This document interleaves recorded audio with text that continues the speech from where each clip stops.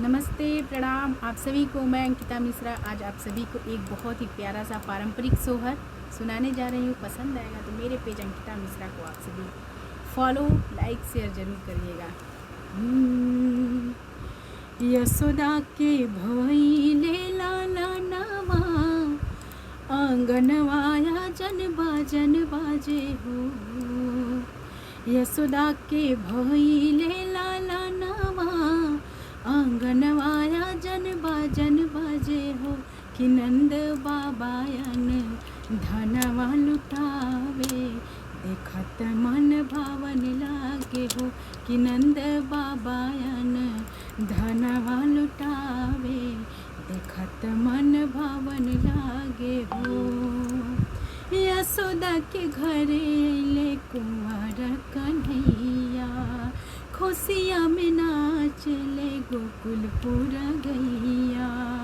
यशोदा के घरे अइले कुंवर कन्हैया, खुशिया में नाचेला गोकुलपुर गैया। देवी देवता फूल बरसावेले, दीनवा सुहावन लागे हो।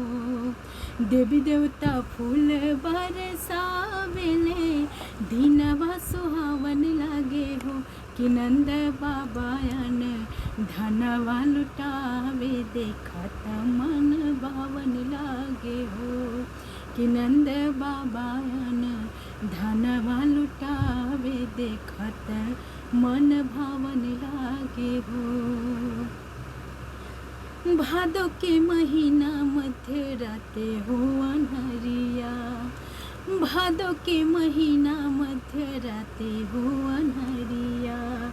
कृष्ण पक्ष अष्टमी के जन्मे कन्हैया, कृष्ण पक्ष अष्टमी के जन्मे कन्हैया।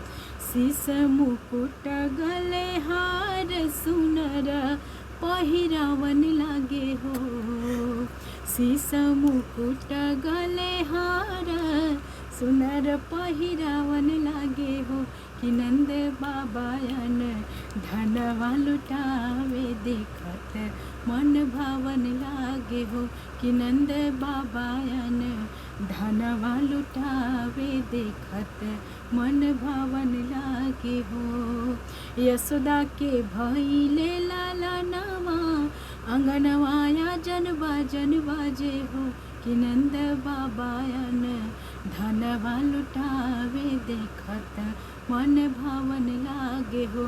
कि नंद बाबायन धनवा लुटावे, देखत मन भावन लागे हो।